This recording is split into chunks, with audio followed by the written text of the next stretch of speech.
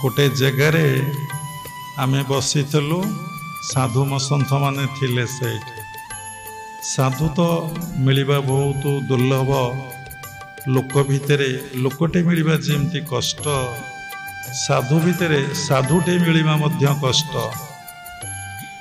जेमती लोक माने सात्विक राजसिक तामसिक साधु माने मध्य सेहीपरि सात्विक राजसिक तामसिक आमे जेतबळे जगत रे प्रवेश करलु 40 वर्ष हैला जेतबळे आमे राजसिक तामसिक सन्थ मानकु बा साधु मानकु बा बाबाजी मानकु देखुतलु इति चिंतारे एते व्यस्तता भितर पड़ी जाउतलु बाबाजी कोन एमती राजसिक जीवन काटती सुना मेहंदी सुना चेन गदीरे शोइबा विलास व्यसन जीवन काटिबा 10 प्रकार आइटम करी खाइबा अरे माने कहीं घर छाड़िले आओ तामसिक साधु माने विभिन्न देवादेवीर क्षुद्र देवादेवी पूजा उपासना करती अश्लील भाषा कथा कहती साधु माने सब निशा खाती हम देखले बाबाजी हेले केते जन्म संस्कार रु ये सब कर्म कौन करुचंदे हम बड़ आश्चर्य हो पड़ुलो थरे साइकिल रे हम जाउथलो स्पिरिचुअल लाइफ आरंभ होने आम देखिलु गोटे आश्रम रे मिक्सर मेसीन लगी गुड़ी बाली रड सीमेंट फेंटा हो आम से ओह्ल पड़ू हम देखिलु बाबाजी कौन गुड़ी रड सीमेंट फेंटा हो बाबाजी पैसा कौटू आनले आश्चर्य लगे साधु माने कौन कोठा घर करती से प्रश्नर उत्तर बहुत वर्ष पर पाइलु कहबार उद्देश्य साधु मान भितर भी मु मोर भाव जाऊना कहीं समस्ते आपण माने कहीदेवे प्रत्येक मुहूर्त देखंतु मु मोर भाव केमती रही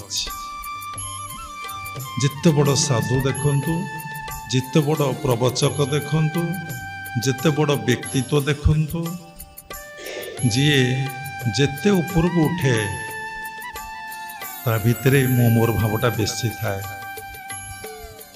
तेणु बाबा ये पूर्वर कहले मनीष अणु हेले अणु को स्तर रे पहुँची पार तेणु अणु केमती हम ना निजक पूर्ण रूप से समर्पण कले बा मु मोर भाव गले व्यक्ति अणु हम एकदम छोट एकदम क्षुद्रादि क्षुद्र हम जे पर्यंत व्यक्ति भितर मु मोर भाव रही से पर्यंत व्यक्ति अणु हो पार ना जे पर्यंत से अणु हो पार ना तार अनुभव आसब ना ये सृष्टि रे भगवान अच्छी बोली सत्य अच्छी बोली तार अनुभव हम ना देखंतु आपण मान भितर सत्य अच्छी किए सत्य ना ब्रह्म सत्य जगत मिथ्या भगवान सत्य जगत मिथ्या आमे समस्ते तुंडरे कहूचे बा शास्त्र रे पढ़ीचे बा शुणीचे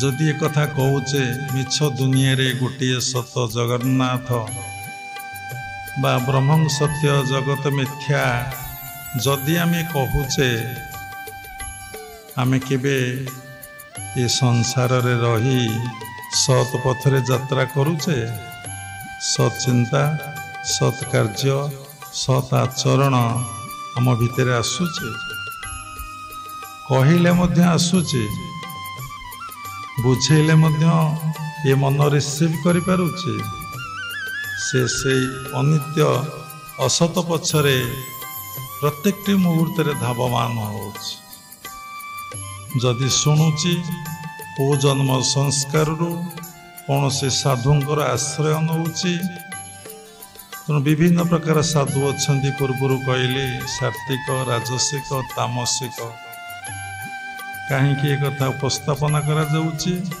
ସାତ୍ତ୍ୱିକ ଭାବାପନ୍ନ ସନ୍ଥ କ'ଣ କରନ୍ତି ନା ପରମପିତା ପରମ ବ୍ରହ୍ମଙ୍କର ଉପାସନା କରନ୍ତି, ବିଷ୍ଣୁଙ୍କର ଉପାସନା କରନ୍ତି। କେତେଜଣ ସାଧୁ ପରମପିତା ପରମ ବ୍ରହ୍ମଙ୍କର ଉପାସନା ବା ଜଗନ୍ନାଥଙ୍କର ସେଇ ଭଗବାନ କୃଷ୍ଣ ରାମଙ୍କର ଉପାସନା ପାଇଁ କହୁଛନ୍ତି। କେତେଜଣ କେବଳ ସେଇ ପରମାତ୍ମା ପରମ ବ୍ରହ୍ମଙ୍କର ଯିଏ ମୂଳ, ଯାହାଙ୍କଠାରୁ ସମସ୍ତେ ଆସିଛନ୍ତି, କୃଷ୍ଣ ଆସିଛନ୍ତି, ରାମ ଆସିଛନ୍ତି, ଯେତେ ଅବତାର ଆସିଛନ୍ତି, ଯେତେ ଦେବାଦେବୀ ଆସିଛନ୍ତି, ତାଙ୍କର ଉପାସନା କରିବାକୁ କେତେଜଣ ସାଧୁ କହୁଛନ୍ତି। ସାଧୁଙ୍କ ଭିତରେ କି ସାମ୍ପ୍ରଦାୟିକ ଭାବ। ବର୍ତ୍ତମାନ ଟାଇମରେ ଭକ୍ତଙ୍କର ପୂଜା, ଭଗବାନଙ୍କର ପୂଜା ଆଉ ନାହିଁ। ସମସ୍ତେ ସାମ୍ପ୍ରଦାୟିକ ଭାବ ଭିତରେ ବାନ୍ଧି ହେଇ ପଡ଼ୁଛନ୍ତି। ତେଣୁ ଏଥିରୁ ଆମେ କେମିତି ମୁକ୍ତି ହେବା, ସେଥିପାଇଁ ଆମେ କ୍ରିୟା ଯୋଗରେ ଦୀକ୍ଷା ଗ୍ରହଣ କରିଛେ। କ୍ରିୟା ଯୋଗରେ ଏସବୁ କଥା କିଛି ନାହିଁ। କ୍ରିୟା ଯୋଗ ବହୁତ ସହଜ ଆଉ ବହୁତ ସରଳ ଏବଂ ସମସ୍ତେ ଏଇ ଗୃହସ୍ଥାଶ୍ରମରେ ରହି କ୍ରିୟା ଯୋଗକୁ ଅଭ୍ୟାସ କରିପାରିବେ। କ୍ରିୟା ଯୋଗରେ କୌଣସି ସ୍ୱତନ୍ତ୍ର ପୂଜାର ଆବଶ୍ୟକତା ନାହିଁ। ପ୍ରତ୍ୟେକ ପୂଜାରେ ଫୁଲ ଦେବାକୁ ପଡ଼େ, ଚନ୍ଦନ ଦେବାକୁ ପଡ଼େ, ଧୂପ ଦୀପ ଦେବାକୁ ପଡ଼େ, ନୈବେଦ୍ୟ କରିବାକୁ ପଡ଼େ। କିନ୍ତୁ କ୍ରିୟା ଯୋଗ ଅତି ସୂକ୍ଷ୍ମାଦି ସୂକ୍ଷ୍ମ, ସେଥିରେ ସ୍ଥୂଳ ପୂଜାର କୌଣସି ଆବଶ୍ୟକତା ନାହିଁ। ତେଣୁ ଫୁଲ ପାଇଁ ଯିବାକୁ ପଡ଼ିବ କେଉଁଠିକି? ଏବେ ଠାକୁର ପୂଜା କରିବାରେ ସମସ୍ତଙ୍କର ଗୋଟେ ଅଭ୍ୟାସ ହେଇଯାଇଛି। ସମସ୍ତେ ଭାବୁଛନ୍ତି ଘରେ ଠାକୁର ରଖି ପୁଣି ଅନେକ ଠାକୁର, କୃଷ୍ଣ ଅଛନ୍ତି, ରାମ ଅଛନ୍ତି, କାଳୀ ଅଛନ୍ତି, ସରସ୍ୱତୀ ଅଛନ୍ତି, ଲକ୍ଷ୍ମୀ ଅଛନ୍ତି, ବିଭିନ୍ନ ଦେବାଦେବୀ ସବୁ ରହିଛନ୍ତି। ପୁଣି ଗୋଟାଏ ଜାଗାରେ ବିଗ୍ରହ ପରେ ବିଗ୍ରହ ସବୁ ରହିଛନ୍ତି। ଯଦି ଈଶ୍ୱର ଏକ ବୋଲି ବୋଧ ହେଇଛି, ଠାକୁର ଦୁଇ ନୁହନ୍ତି, ସମସ୍ତେ ସେଇ ପରମାତ୍ମା ପରମ ବ୍ରହ୍ମଠାରୁ ଜନ୍ମଗ୍ରହଣ କରିଛନ୍ତି। ସୃଷ୍ଟି ପ୍ରଳୟ ହେଲେ ଏ ସମସ୍ତ ଦେବାଦେବୀ ତାଙ୍କ ସହିତ ଲୀନ ହେଇଯିବେ ବା ମିଶିଯିବେ। ତେଣୁ ଏମାନେ ଠାକୁରଙ୍କର ଅଂଶ ବିଶେଷ। ଯଦି ପରମାତ୍ମା ପରମ ବ୍ରହ୍ମ ଗୋଟେ ବୃକ୍ଷ ହୁଅନ୍ତି, ସେ ସମସ୍ତ ଡାଳ ପତ୍ର ଶାଖା ପ୍ରଶାଖା ସବୁ ଦେବାଦେବୀ ଗଣ। କିନ୍ତୁ ଏଇ କନସସନେସ୍, ଏଇ ଚେତନା କେତେଜଣ ବୁଝିଛନ୍ତି, କେତେଜଣ ଜାଣିଛନ୍ତି। ତେଣୁ କ୍ରିୟା ଯୋଗରେ କୌଣସି ଫୁଲ ଫଳ ଧୂପ ଦୀପ ନୈବେଦ୍ୟ ଦେବାର ଆବଶ୍ୟକତା ନାହିଁ।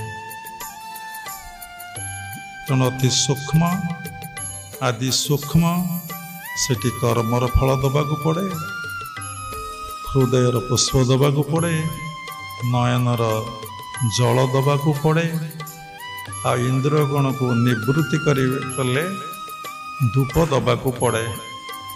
ଆଉ ନିଜ ଭିତରେ କ୍ରିୟା କଲେ କ'ଣ କରାଯାଏ ନା ଜ୍ଞାନର ଦୀପଟାକୁ ପ୍ରଜ୍ୱଳିତ କରିବାକୁ ପଡ଼େ। ଯଦି ଆପଣ କ୍ରିୟା କରିବେ, ବାୟୁ ତେଜେ ଅଣଚାଷ ପବନ। ତେଣୁ ଦୀପ ତେଜେ ଅଣଚାଷ ପବନ। ଦୀପକୁ ଅଣଚାଷ ପବନ କ'ଣ କରୁଛି ନା ତେଜୁଛି। ତେଣୁ ଆମେ କ୍ରିୟା ଯୋଗକୁ ଭଲ ଭାବରେ ଶିଖିବା, ଭଲ ଭାବରେ ଜାଣିବା, ଭଲ ଭାବରେ ବୁଝିବା। କେମିତି ନା ଗୁରୁଙ୍କର ବାରମ୍ବାର ସାନ୍ନିଧ୍ୟ ଲାଭ କଲେ, ଗୁରୁଙ୍କର ଅତି ନିକଟବର୍ତ୍ତୀ ହେଲେ ଏବଂ ଗୁରୁଙ୍କ ପାଖରେ ନିଜକୁ ପୂର୍ଣ୍ଣ ମାତ୍ରାରେ ସମର୍ପଣ କଲେ ଏବଂ ଗୁରୁଙ୍କ ସାନ୍ନିଧ୍ୟରେ କ୍ରିୟାକୁ ଅଭ୍ୟାସ କରିଲେ,